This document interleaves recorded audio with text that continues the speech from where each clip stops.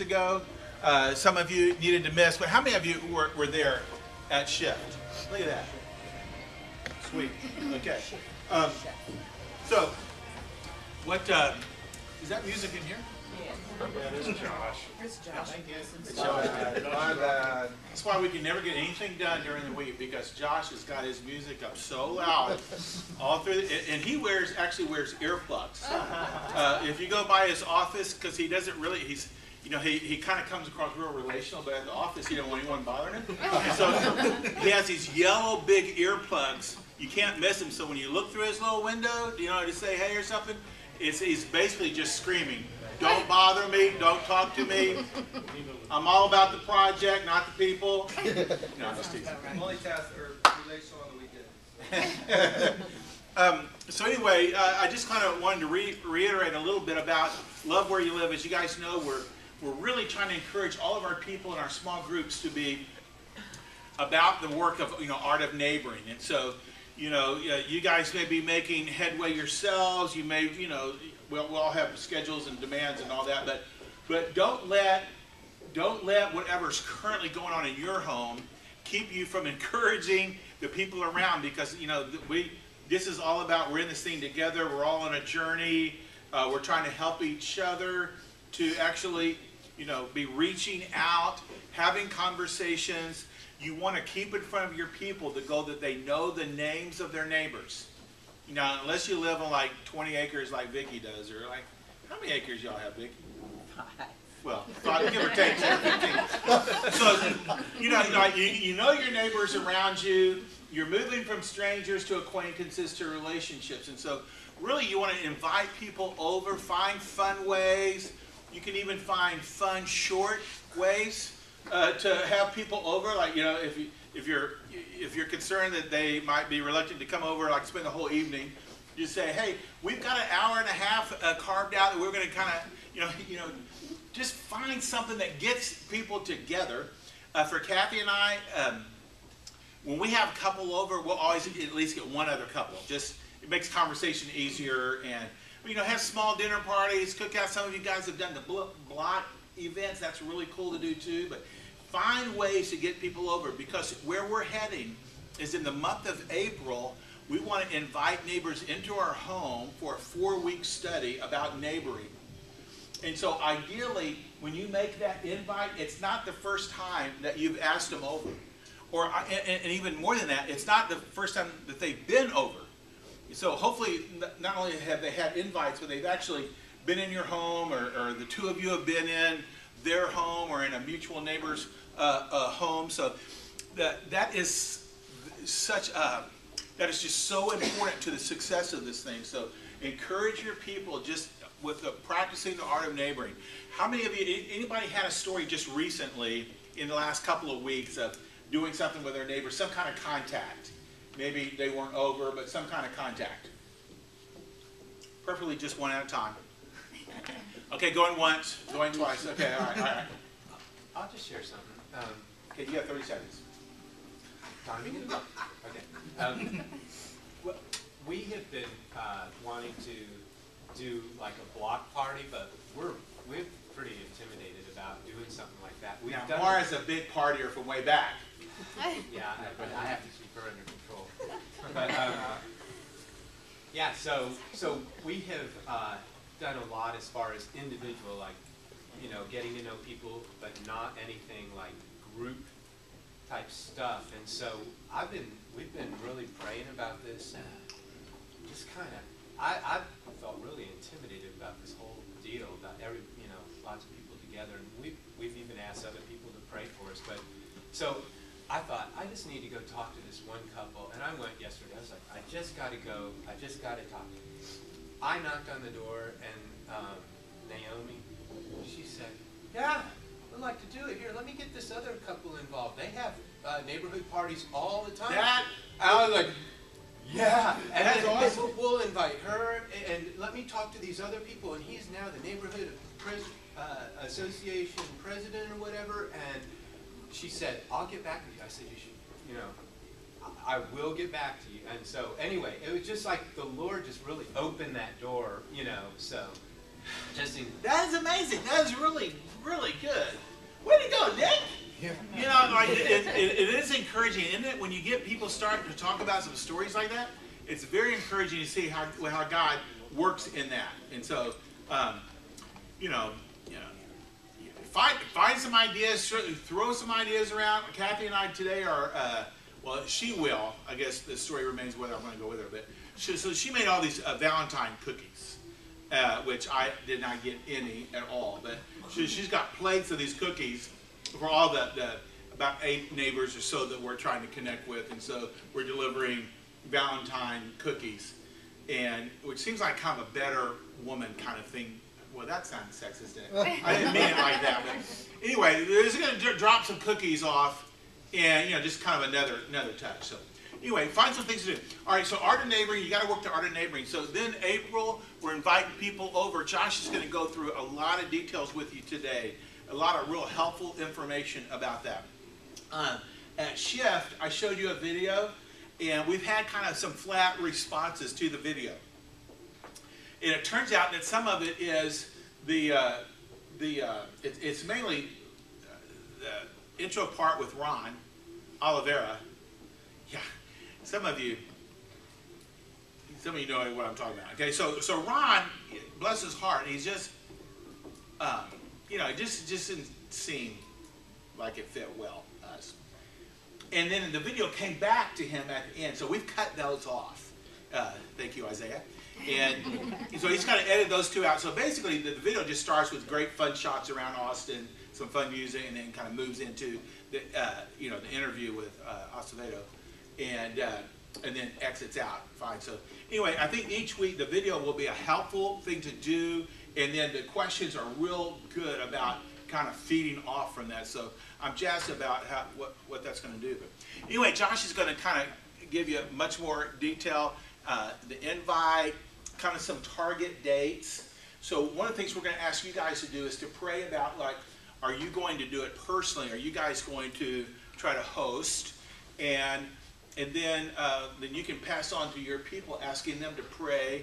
And so we're trying to get, kind of set a date to find out who's going to trust, feeling led by Jesus to do this, going to trust Jesus about this. And then we'll collect all those who are going to do that. And then we're going to, offer some online training. And anyway, Josh is going to kind of walk through all that kind of stuff. One thing I wanted to say was just about format. When you think about having people over, what Kathy and I are going to do is invite them over to a dinner party, and we want to invite you over to a dinner party, and we want to have a discussion about neighboring. What does it mean to be a good neighbor? And so that's kind of our first invite is going to be like that. And so we're going to, we may find another couple that lives in our neighborhood that are believers that kind of team up together, and we'll put on a meal, and we may still just kind of do a 60 to 70 minute kind of thing, but we'll eat. I think whether you have a meal or not, if you're going to do a 60-minute deal, I would do at least 30 minutes of just get to know you, some fun get to know you kind of questions. How did you two meet? Who chased who? That kind of deal. And then you watch a video, which is now a little less than 10 minutes, and then you've got maybe 15 minutes of question and answer. So it's not overly heavy. And then you ask them, say, hey, who's game for doing this? There's actually, we'd like to get together 3 more times. Maybe we could all bring something to eat next week. Who's game for bringing something? Well, you want to do Mexican food? What you want to do? And so you just kind of build on that and have them come. And when you eat together, that really tends to accelerate relationships and friendships. So I encourage you to do that from just a format standpoint. But anyway, I'm going to head down, but I'm going to turn it over to Josh. Any questions real quick before I go? Are we feeding back the edits to the video back to the rest of the people that are doing the where you live? I have with some of the church plants that we're responsible for. So with Round Rock and Wells Branch and Jake at Midtown, Okay. I've said, hey, if it helps, Okay. yeah. But I haven't sent it out to the whole association. I mean, it might be good feedback to give up to the main group, just so because yeah, I mean, I think it feels a little older type Yeah, audience, right? So I haven't seen the next ones yet, but the next one is, will be with, It's going to be a tough demographic sell to everybody, right? Come on, you know what I'm saying. It's true. James, would you stand up here? We'd like to throw some. Or grab a donut. Okay, no, I'm with you on that. That's good. All right, guys, see y'all. Well, thank you, Danny. So, okay, so little exercise at your table real quick, to kind of get your mind around this whole thing, okay? As I got ready for this week, I was like, I realized how much it takes for us to kind of figure out what in the world is this thing really all about. And I realized how, like, I had to really kind of focus in to figure out what this whole Love Where You Live thing is about. And I was, like, even being in touch with it, going to the trainings, all that kind of stuff, my way of thinking was even off from the vision of it. So here's what I want you guys to do. I want you guys to talk at your table. You can use this tagline, Love Where You Live, to kind of focus your conversation. But what exactly are we doing with Love Where You Live? With this next phase of inviting neighbors into our home. What exactly is the goal? Talk about it at your table, and I want to hear what you come up with here in 5 minutes.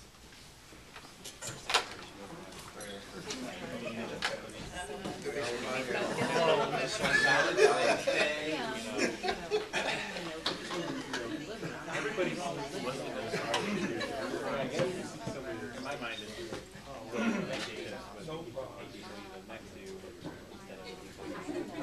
I would feel better.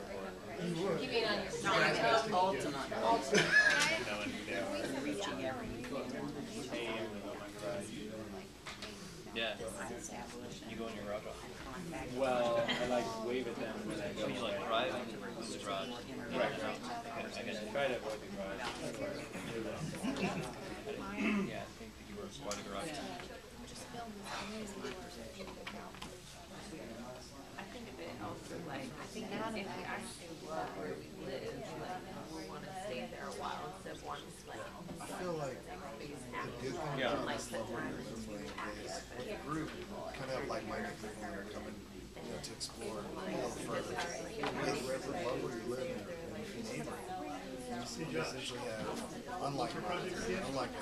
We're all I mean, everybody's at different places.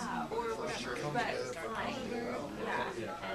so it'd be nice to have, like, be in the neighborhood where everybody like, It's nice to have another set of eyes looking at the house being out there, or whatever. be there for a while.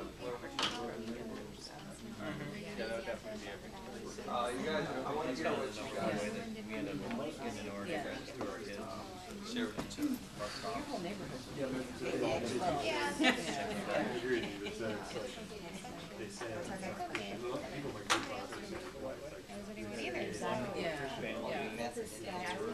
left birthday party yesterday. We sat there talking to them. They're in our neighborhood. Probably for like an hour and a half.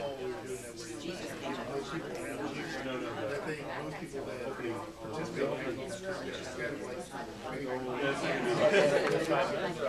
No, right. When we supposed to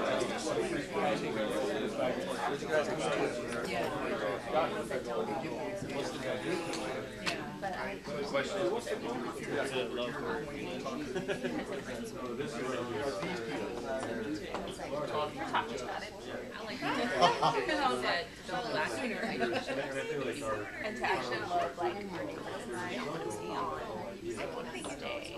And not with the, she's, Yes, that is right. it's always the answer. Jesus would do that. I do think so. We could actually run all over here. Yeah. Okay, what'd you guys get so far? Are you guys telling me, what'd you come up with? What in the world? You read Love Where You Live. What is that about? Love Where You Live? Are you supposed to? Was that really 5 You need 5 more minutes? That was like 2 minutes. I said 5 minutes, and you guys are taking 10. Okay. Did you now- time it? Did you Okay, count now- 5 minutes, or All did right, you just guess? you have 2 more minutes. All right, ready to go. So I think there's like, I don't know, I mean, it is a program, it does feel a little forced, but I think it does. Our next door neighbor, like, we Great. You know, every time we're like, oh my gosh, I already know around the house, because we were getting a package, and text, we were on the text message, hey, you know, just, we're expecting you tomorrow on this day, do you mind just checking our porch? And so, and that was really nice to just text them and do that real quick. To have someone that you feel okay, he'll tell my kids out, open our house, or that, you know, or that's happened, so. Yeah, our dogs seem to roll around breaking the neighborhood boundaries for us. Yeah, hey. It's just a very, it's just a very costly thing, replacing the fence. Anyway, but no, I mean, yeah, these are about the dog house, break, you know, get into the neighbor's yard. Talk to them, but make sure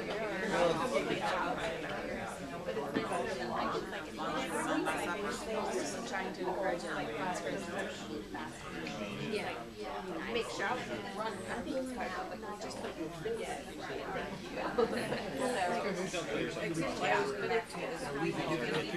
We played down the street from, still very good people to talk to. Trips together, like, that's not necessarily the kind of immediate neighbor. That's not necessarily the goal, but they were a neighbor. Oh, that's because Matt's true. Run down the street, go to their house. We're separating ourselves.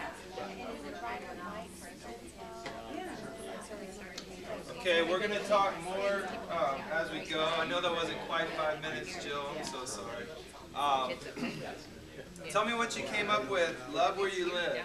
Is this some sort of like metaphorical statement about contentment? Like, doesn't matter where you live, you should love it. You should like get to a place where you actually like really love where you live, even if you hate where you live because you need to be content or something. Like, is that what this whole thing's about, or what? It was a joke. That was a little bit of a joke. That was not funny. All right, you gotta tell me something. All right, what'd you come up with? What is this about? What's the goal? What are we trying to do? I mean, I assume it's like a scheme to introduce people to Jesus without them seeing it coming.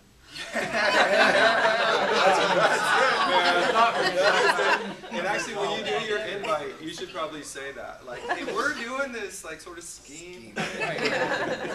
So, Maybe not that, actually. And maybe if we really just love our neighbors for being our neighbors, maybe that'll happen, but maybe we'll just have like a better neighborhood and better relationships, and maybe that'll somehow like reverse scheme them into finding out about Jesus someday. Yep, that's right on track. What else? I kind of see, you know, I thought about that and thought, okay, so this is what we're doing. This is, you know, really, the way I see it, if we're a believer, like, that's something that is just, we're called to do that, not so much, you know, maybe being intentional, but in how we live, how we, you know, engage with other people. So God has given us that gift, and we want to share that gift with other people. Not necessarily always in a, you know, evangelistic setting. So I see it as getting to know other people. Just because why don't I know my neighbors? You know, why? And what can we do to be the ones to say, you know what? Let's we know all you all, but you all don't know each other. Yep. So It's a Christian. how can you know each other? It's a Christian thing to love your neighbors. If you think about your neighbors who are right around you, I don't know if you guys have the same experience, but like we aren't feeling that much love back. You know what I'm saying? Like they aren't like proactively loving us. You know, there's a couple out there, but it's a Christian thing to proactively love the people around you. What else? What'd you guys get out of this? Anything else? What's the goal? What do you think we're trying to do? One thing, you know, to kind of discuss a bit on the missionary, like just the entire thing. So this past fall, we got to know you know, the people right around us, 8 that are supposed to be there. And the way we're kind of envisioning is, at this stage, by getting some in, is get those 8 people interested in doing the same. At least get to know the people around them, right? Get the idea of it's good to know your people. Because eventually, once people get to know each other, they start talking about the unspeakables, right? At first it's about the weather, or about your kids, what school they go to, or whatever the case is. But until you get to know the people around you, you don't start having the conversations about religion, politics, all those things you don't talk about, until you really get to know them. Yep. And you're trying to get, not just you trying to spur those around you, but get them to kind of pay it forward, so they start having conversations with people around them. Yep, yep. You don't talk about the deep things of life until you have enough relational capital with people to be able to kind of enter into that. And that was one of the critiques with Explore God of like, hey, we want to invite all these people into our homes or whatever to have this deep discussion. It's like, yeah, but we're, in terms of relational capital, we're bankrupt, you know, because we haven't, you know, done those regular investments into relationships around our neighborhood. It just hadn't been a priority. But where we're at, where the church is at today, that's the way we're going to reach people, is by consistent investment in their lives. Not necessarily saying, hey, come to my church. It's going to be go into their home. So we don't miss it. And actually, Heather Seeger hit the nail on it. I went back there. She told me her answer. This is pretty much it. And she made this slide, and I just threw it up there real quick. Heather said, that's actually Heather. Heather said, yeah, help put the neighbor back in neighborhood, something, paraphrasing you. Anyhow, that's kind of the goal of this, is to kind of help put the neighbor back in neighborhood. So, you know, if you think about your own neighborhood, right, people live pretty individualized lives, right? So, you know, through all this content, if you go to the website, they'll say things like, you know, a neighborhood is not a row of houses, it's not fences, it's not, you know, driveways, all that kind of stuff. A neighborhood is a group of people who, you know, live close to each other, right? It's a series of relationships, and, you know, like Acts 17 tells us, God determines the time set and the exact places people live so that they'll reach out for God and in fact find him. A buddy of mine told me he started praying in January for somebody at his work to reach out to him. That person just moved in, or is moving into his neighborhood right now. Pretty cool. And pretty neat deal. God moves people close to us for a reason. So neighborhood is not just homes, not just houses, all that kind of stuff. But it feels like that these days. Neighborhoods have kind of become impersonal. If you think about the people around you, where you live, you know, it's not necessarily like, in general, people could kind of care less about who lives next to them. You know, very different from the days, you know, my parents were growing up, very different from the days, as Travis shared with me before, Travis Pope back there, that he used to run around the streets downtown San Antonio around the Alamo when he was a kid, you know, like of this warm society where everybody's just kind of hanging out and safe and all that kind of stuff. The goal of this is that the Church of God would actually be the people who are responsible for putting the neighbor back in neighborhood. So if we can make a contribution to society, that the church itself would bless society in this way, say, hey, we're going to be proactive about forming these loving relationships between neighbors and warming our society back up again. And then maybe from there, society will see this blessing and be warmed up to us enough to hear our message, okay? So it is a little bit of a scheme. These are all slides from the LWYL ATX website. So there's going to be road signs, things like that. But this is from the website that if people look up, you know, see a road sign going down the road, this is some of the stuff they'll see. Okay, so sit down so you guys can actually see it. But some of the benefits of neighbors. Neighbors are crime fighters. Neighbors can house sit, pet sit, babysit. Anybody have a neighbor babysit for them recently or something? Yeah? We trade kids That's awesome. How long has that been going on? for about a year. About 8 months. Awesome. We have a lady who helps us out too, right around the corner from us. Sweet as a baby. Neighbors are a tool shed, hardware store. Anybody borrow a tool from a neighbor recently? What was it? I borrowed a hose. My hose was not long enough. Neighbors lend experience and advice. just helped my neighbor the other day chop his mortgage down like $80, which is awesome. And I could really use the advice of my other neighbor who actually knows stuff about cars. I was trying to hook up my trailer last night and couldn't do it. I was messing everything up. So I went to ask him, and I actually did ask him for advice, but his daughter had just like cut her eye, so he couldn't help me. Neighbors, pick up your paper, get mail. Anybody have a neighbor do that for them? Wow. I wouldn't trust my neighbors for that. Neighbors can water plants.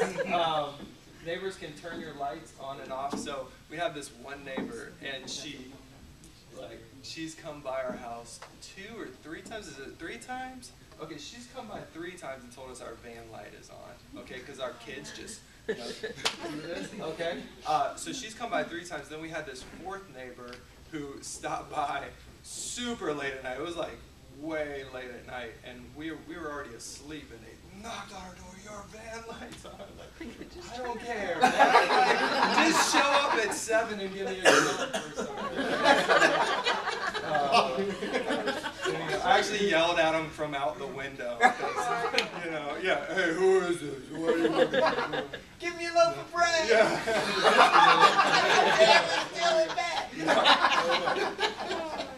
So, and neighbors can be your eyes and ears. Anybody had a neighbor be your eyes and ears recently? What does that mean?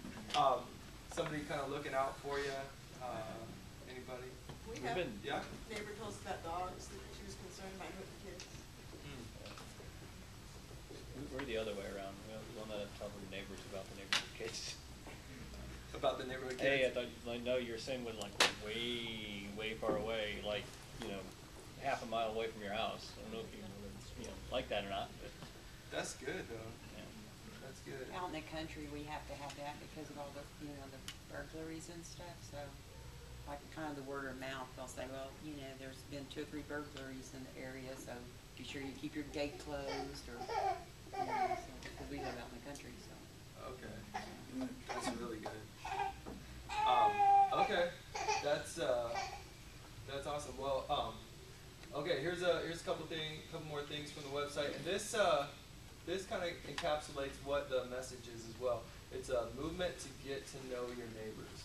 Okay, and I think that's what's going to be hard for us as Christians, right? Because we're all like, take over the world for Jesus. Matthew 28:19, Acts 1:8, go make disciples, go be my witnesses. Go. So to actually just say, hold on, the only thing we're gonna be really trying to achieve, and if God does something more, that's great.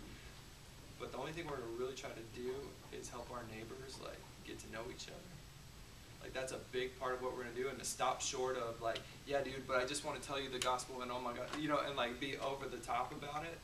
I think that's going to be hard for a lot of us. I know it's hard for me to be patient like that, but I think any good long-term plan takes patience, and this is a long-term plan. It's not a let's try to accomplish it all in one step. So Dan. And Josh, I was just reflecting and thinking here, but what you just said, it comes down to we're trying to share with people the knowledge of God, the knowledge of Christ. And John Maxwell's got a great quote, and it's basically says, people don't care how much you know until they know how much you care. And so what we're doing is on the how much you care, because we already know. Yep. And so we're trying to show people that we care. Yep. And the amount of time that we have, and y'all know because we've been doing this, we've actually been doing a neighboring initiative for, look back about 2.5 years now here at our church, right? All the way back to Explore God, the Blessed series, on into the Art of Neighboring, now this trending Conversations with Culture into neighboring groups now. But the amount of time that we actually have to give to our neighbors, like after work, after loving each other, we have to be so intentional about it, or else like to show them that we actually care, like it takes intentionality, and there's not like we have to be really diligent about it. So this is from the website, Movement to Get to Know Your Neighbors. There's a little statistic: 50% of Americans don't know their neighbors from that real estate website there. So these are the two websites, and I have no idea why that's going on. Is it your dad? It's my dad. That's from the spiritual life class. I had my dad call to remind the spiritual life class that like God is always pursuing us and wanting a deeper relationship with us. So that said, Life Christ coming up, y'all. Come on, come on, come on, come on. Sign up. This is primarily for you guys, okay? Join in that class. I'll tell you more about it here in a minute. Okay, so there's going to be road signs out there, and they're as simple as this. Neighbors lend a hand and a hammer. Neighbors stop crying and stop to say hello. Neighbors know each other and know Milo, too. I actually know this one lady who walks by her house. I don't really know her name. I know her dog's name because it's hilarious. She named her dog PETA, which is an acronym for pain in the, you know, like, so. So I remember her dog, but she's a sweet old lady. Anyhow, so a couple things with this. Just our, you know, Danny mentioned a few different types of brokenness this morning. There's material brokenness, there's spiritual brokenness, but he also talked about relational brokenness. And I genuinely think our country is relationally broken. Think of tons of guys I run into who work 80, 90 hours a week. All task, no time for relationship.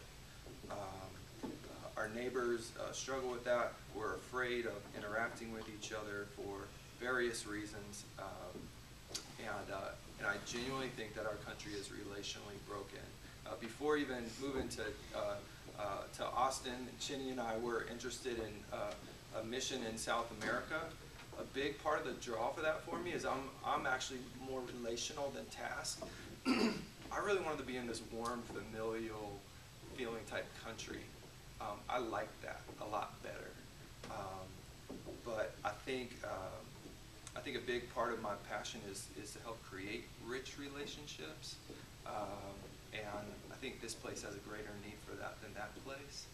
And that's why I'm excited about, you know, encouraging you guys in the art of neighboring, because I think your neighborhoods are absent of warm, loving relationships. And people don't know how to relate. They know how to pile the chips higher. They know how to keep moving the American dream forward. They know how to go, go, go, do. But to like slow down and love people, like I think America's kind of forgotten how to do that. And you guys are tasked, you know, to do that and encourage your group to do that as well.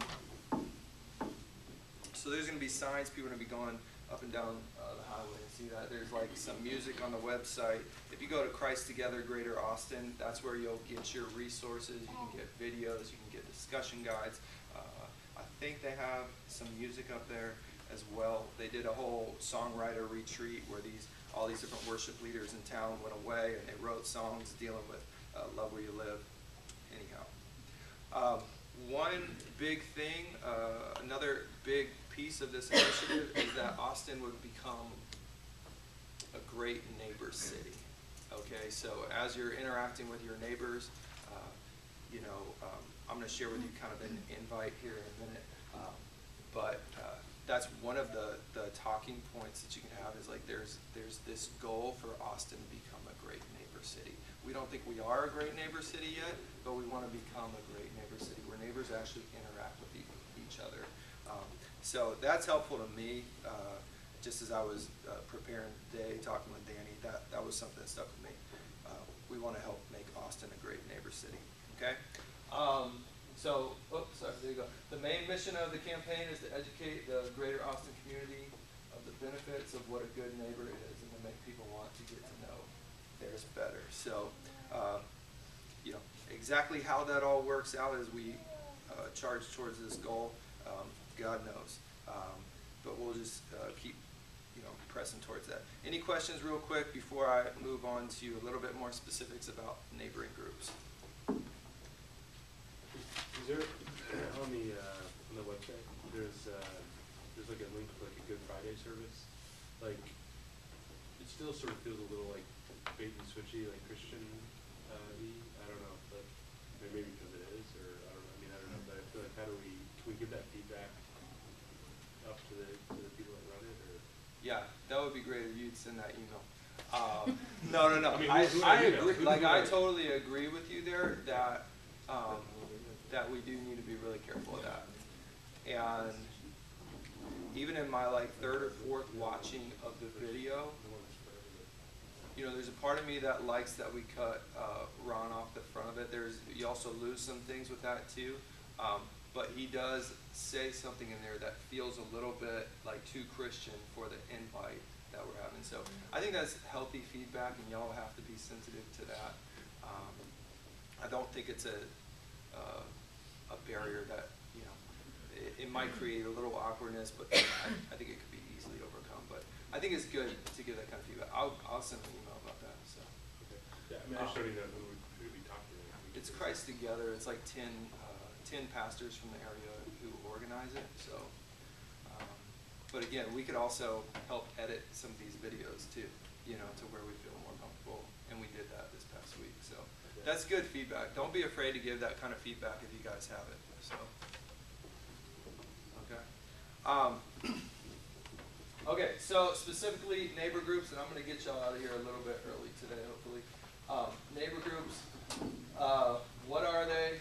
When should we invite folks? What should the groups look like? How do we know if our neighbor group is a win? Okay, so if you guys would just grab that commitment card. Yours has a few more details on it. I actually put piles for you in the middle of your table for your small groups.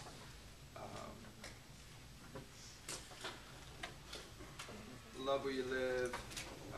These are commitment cards for neighboring groups. Okay, so if you have people in your group who say, "Hey, man, we're really on board," if you're really on board with doing it, this would be what we'd ask you to fill out and just let us know what's going on so that we can support you well from that point. Okay. So just as a shepherd today, begin praying about whether or not God is leading you to host a neighboring group. There's a lot of freedom here. We don't want to force anybody to do anything at all. Talk with God and move forward from there. This week, discuss with and email your group and ask them to begin praying about whether God would have them lead a neighboring group in April. Okay? And again, you may want to share some things I shared with you guys today, like how cool would it be if the Church of God was the one who broke the relational ice that's kind of, you know, fallen over our society. How cool would it be? We could be a part of warming up our neighborhood. Hey, He Josh. likes it. Yeah. Can I ask a question? For those like in our group that didn't make it to shift, can we send them a link to that video, or is Yep. it from the It's on, if you go to that Christ Together Greater Austin, it'll be under the, I think it's curriculum tab. Okay. So, Is that the edited one or the unedited? that's the unedited. So, And Josh, there's two cards. There's one for us as shepherds and then one for us as our. the ones that were wrapped up in rubber bands in the middle of the table, it's pretty much the same thing. I just left those top 2 bullet points off. Yeah. But won't it be weird if we try to ask our group members to do a group that we're not willing to do on ourselves? You know, I would leave that to you guys. There may be somebody in here who has a legitimate reason for not doing one. So again, we don't want to force anyone. I do think incarnational leadership's a big deal. It's a great thing to consider before I say, oh, I'm not going to lead one, I'm too busy. That's right. I was speaking really directly to you. Yeah. I wanted to make sure you heard that. Before you decided to say no. I was trying to read your mind. If April doesn't work out, because we have a lot of kids in school, what if they want to do it in May or something? Like, is it something we can commit to do like in a later month, later in the year with our group? Yeah. Do we need to do it in April? Yeah, I think in terms of, you know, if you want to help all the pieces work together, like if you want to lean on, you know, anything from radio to billboards to, you know, in kind of your invite, like I'm going to talk about here in a minute, then April works best because that's when everything's going to be up and going. You know, but I mean, if it doesn't work in April, you can't. So, So I think there is flexibility there. I think it'd be better for us all to aim for April, and then if something comes up, that's, you know, totally understandable. By March 6th, okay? So again, back to you guys, and I think James does make a good point. Y'all are leaders, okay? So if, you know, like if you can't catch the vision of this and spread that to your group, they're just not going to be able to get on board with it. You know what I'm saying? Like, you guys do carry a big burden of casting vision for your group members. That said, I really would encourage y'all to get away and pray about this. Talk with me, talk with other shepherds, wrestle with it before you get into that group setting. Like, don't like just go into your group kind of unprepared, not having to talk to God about this or whatever, because you know, I often find that one of the biggest hurdles that I have to overcome is me, you know, and so even with this, like, it took some praying to get me to a place, a good place about this, and I'm excited about it. So spend some time praying with God about what He'd lead you to do. March 6th, collect commitment cards from your group and turn in with yours at the information desk. We'll have a little box up there or something. Here's a couple things, and Danny mentioned this. Before invites, before your group members, invite their neighbors, encourage them to watch the training. That'll be available early March. We'll have a video training that you guys can send out to your group members. And then, really important, you know, and hence the whole art of neighboring thing in the fall. We knew this was coming, and it's just this idea of, man, if I just ask my neighbors to come over and have this conversation that feels a little bit formal, and yet I've had no informal time with them up to that point, like, it's just going to feel forced, you know. And so, you know, it's very important that we actually have deep relationships with people as we invite them into this thing. So you may assess your whole neighborhood and, like, man, there's only like 3 or 4 people that we, you know, feel like it wouldn't be completely awkward for us to have this conversation. We'll focus on those 3 or 4 people and pray about, you know, okay, God, but still, would you want me to invite these people? Or just pray through that. That said, make sure that you do, as Dan mentioned, you have some relational capital with these people before just inviting them. Always hear, don't invite your friend to church until you've invited them to dinner. That's pretty helpful. Late March, begin inviting your neighbors to your April meetings. April, host a 4-week LWYL neighbor group beginning the first week of April. Okay, and then on the back you can see details of you know, your information.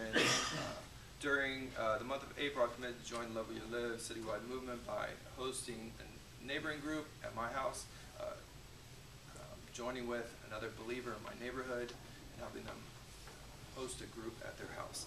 I desire to join in this neighboring initiative, but am hesitant to host or join a group for the following reasons, and then y'all can read the rest. There's going to be video training, but then April 3rd during the connect time, invite whoever the heck you want from your group. Hopefully we can all pack in this room. Hopefully it overflows. But we'll do a more intense training at that time. That said, that's not required. I would encourage everybody to do the video training. If they can't make it at 11 o'clock because of serving in different ministries, that's fine. Not a big deal. So, okay, just a couple of details on maybe what the invite would look like. Nick, come on up here, man. I'd like to invite you to something. So, okay, so if I'm going to invite somebody to my neighboring group, all right, this may be a little bit of how it looks. And again, like, I think inviting people is hard. Like, I think it's hard to figure out exactly what to say, and there's nothing perfect. But if I'm hanging out with my neighbor Nick here, like, hey Nick, what's up, man? How you doing? Pretty good. How are you? Doing good, man. Your yard looks good, not as good as mine, but looks decent. Like, it's cool. What do you water it like every few months or so? Yeah, get my boys out there to mow the lawn and what they can't handle. As long as I can keep my grass lower than the neighbors, I'm good to go. That's good, man. That's good. So, cool, man. Well, Jay and I wanted to talk to you. Have you seen any of those road signs kind of as you're driving down 35? And they're about neighboring, kind of the whole neighbors, Linda Hammer, maybe not. I haven't seen it. No, I haven't seen any of this. It's cool. You don't get out much. Cool. Anyhow, there's like this whole neighboring movement in Austin. Basically, a lot of people in the city of Austin have, they want Austin to become like a good neighbor city, okay? And so there's this encouragement to help neighbors get to know each other. And part of that is getting people together to have a conversation about what would it look like for us to be better neighbors. And Jenny and I are going to host like a few conversations in the month of April. If you and Mara would like to come be a part of that, we'll probably have snacks and stuff like that. And you're welcome to come if you'd like. There's not childcare.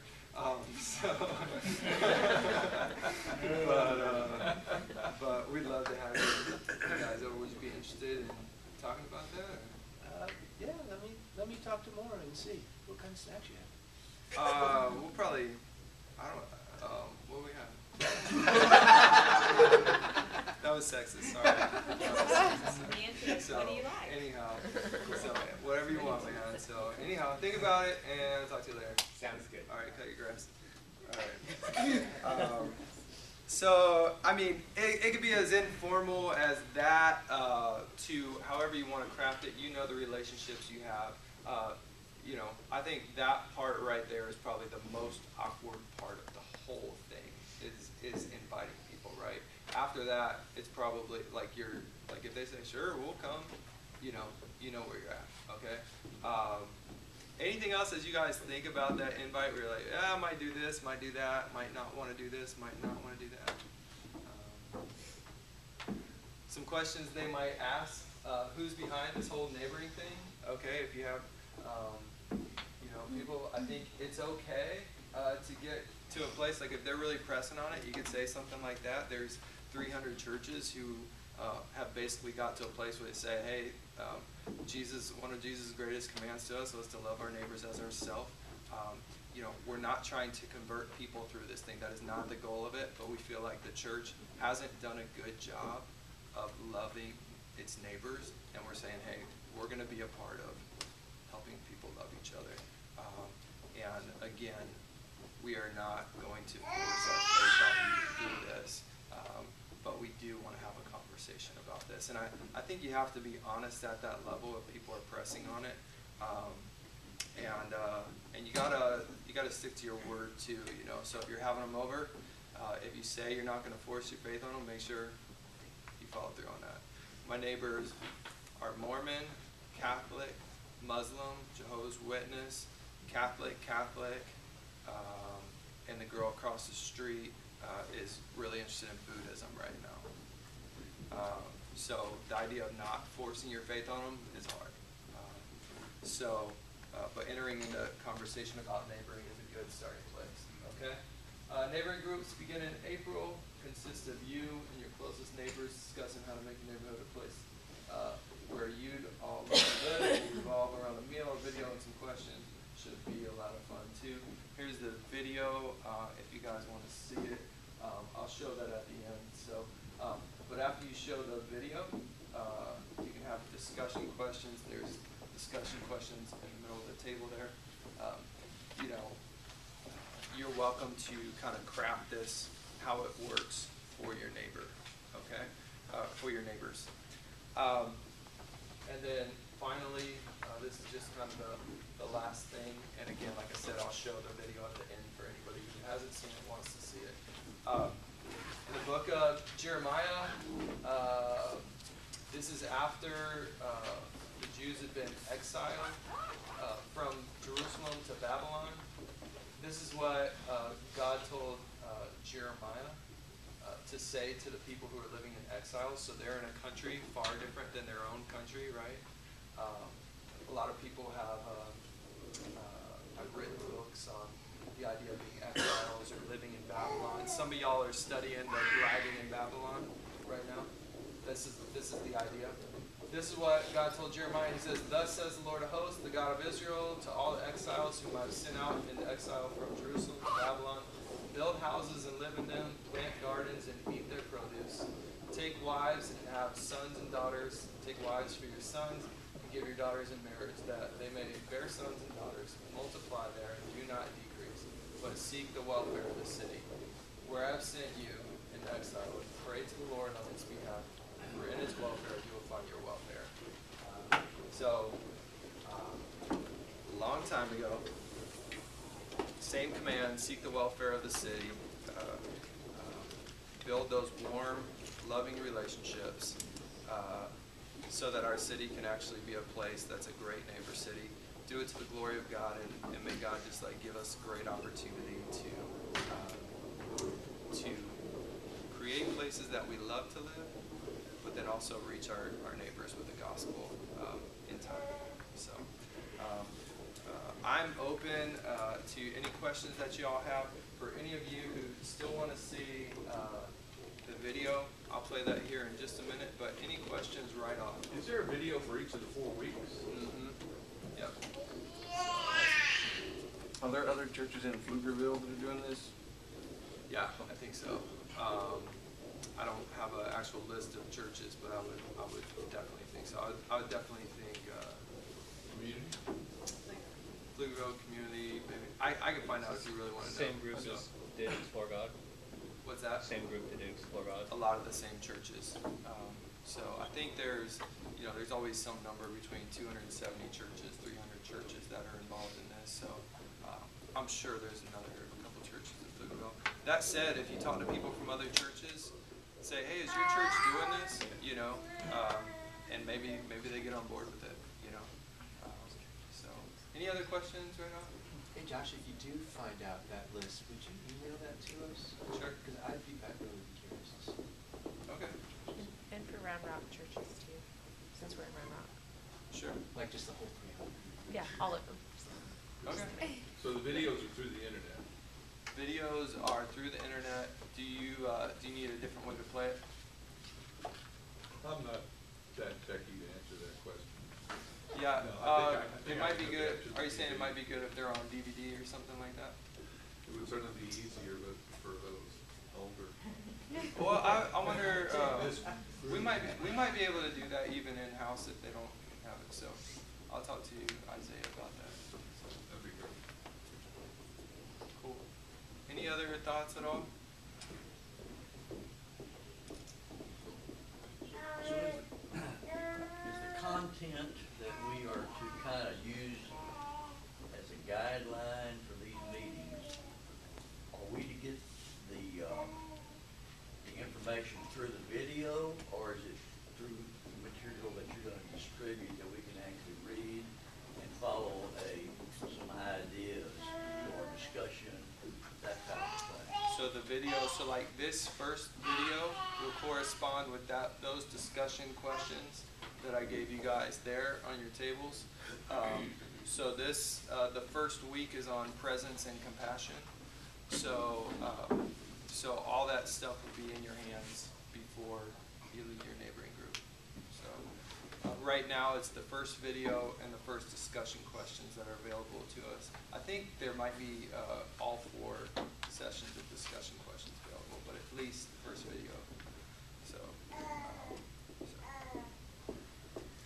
anyhow, we are praying for you guys as you consider this. I really, really would just encourage y'all before you do anything, say anything, talk to anybody else, just go to the Lord about it. Say, hey, what do you want? And whatever you want, we're down. And just catch up with them about that. So, but, awesome. Let me pray for us and we'll head out. Jesus, we love you and thank you for your grace towards us. Lord, we just ask that we would be able to be the people who can make our neighborhoods a place where everybody else loves to live, and that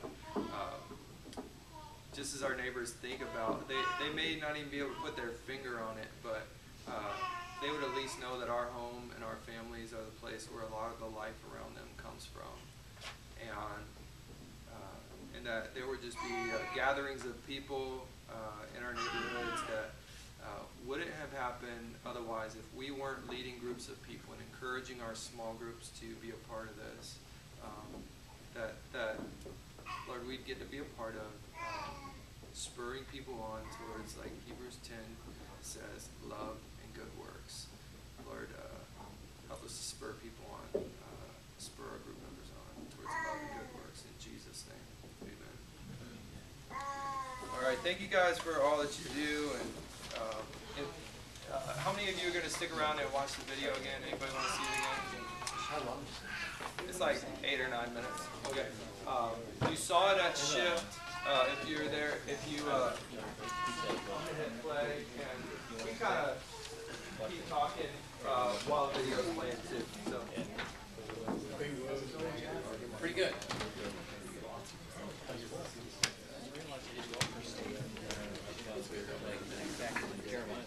Yeah. Hello and welcome to Love and Life. I'm your host, Ronald Levada, and I'm super excited to spend the next few minutes here. Guys, I know what it means to be neighborly and what that can do for your neighborhood and the greater Austin. It is more than a row of houses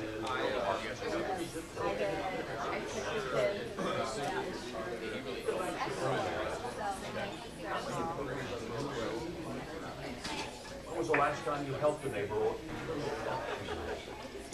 Whatever your interest, you have an opportunity to make a difference in your neighborhood throughout the And what's amazing is there are groups gathering just like the one you're in right now all across our city. People just like you, hearing this same message. People curious about what it means to bring back the art of neighborhood. And joining me today to share a few ways to make this happen is Austin Police Chief Art Acevedo. During our time together, we discussed the importance of presence, how closed doors and privacy features move us away from human presence. And compassion. Being able to empathize with those around us. Jesus commands us to love our neighbor. So now let's go on the ride along to learn more. He's got a program. Yeah, it's very, very low.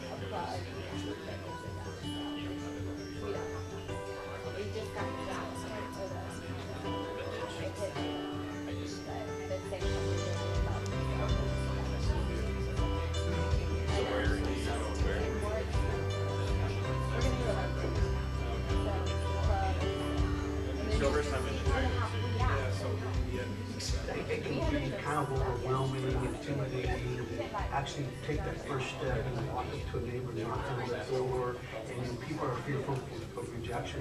But I think that what I have known, I mean, in my business, I'm in what I call people business. You know, we spend most of our time building emotional capital. Well, there's no more important capital to build than that of your neighbor, who in a time of crisis is who maybe the only person that you have available to you to help you. And so I think that although we're doing a great job, we can always do better. And what I'm excited about the Art of Neighboring, what's going on, this movement in Central Texas, is that I believe that this is a seed that can be planted here that can spread around the country, and that it can not just make Central Texas, Austin, our region, state, but our nation. But wouldn't you say also with 150 people in town every single day, there are going to be a lot of people, especially with life being so time consuming, stuck in traffic, taking kids to volleyball, you're supposed to. No one gets out of work at 5 o'clock in the morning. People don't make the time to go knock on the door. You know what? I think that you just hit it on the head, that life happens, and you hit it on the head that we do have a lot of people who are living here. And I think that right there is the reason to have this conversation, and bringing the light of the importance of being alive, of bringing people in, of telling people, no matter what part of the world they come from, what part of the region they come from, what part of the state they come from, hey, welcome to this community, welcome to this neighborhood, we're embracing it. But wouldn't you say, connected with your job, that if we were all more neighbors, or at least the majority of us more neighbors, Brian, to me, I just having worked with safety, even in the toughest part of any city, you will find pockets of very safe 2, 3, 4 blocks, surrounded by all kinds of violent crime. And you know what the difference is? People taking ownership, not just for what's in these 4 corners of their own home, but taking ownership of what's already what's around us. I think that the more that we get north, the more that we get involved with each other, love each other, learn to trust each other, and more importantly, believe in each other. I think that's one word, one strong word about relationship. Part of that is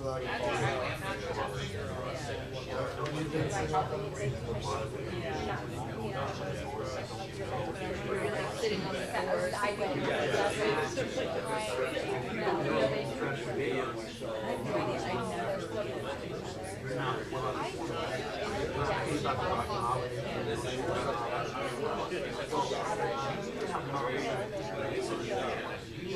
What stands out, what's normal, what's not normal. And so to me, it's like, not know your neighbor is to not know yourself.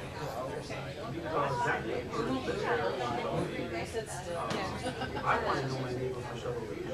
One, I want to make sure that it's somewhere number 2, if there's something that is stressful or there's something that I'm feeling, if someone can about me, I like to resolve issues at the lowest possible level. All right, somebody's watching.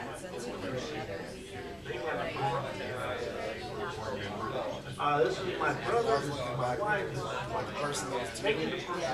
Absolutely. The initiative. And you know what? The bottom line is that I can't control how people are going to pass. And I can control. Yeah. Well, we didn't go that far. And that's the problem, is when we're looking behind, we're like that, like it's sideways.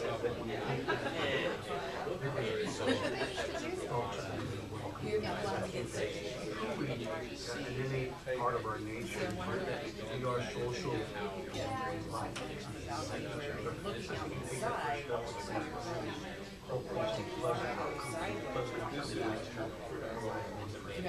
Tell me about the good in the biblical sense, somebody being a victim of crime, ends up basically all his children and all his possessions, sitting there laying down, with people you expect to come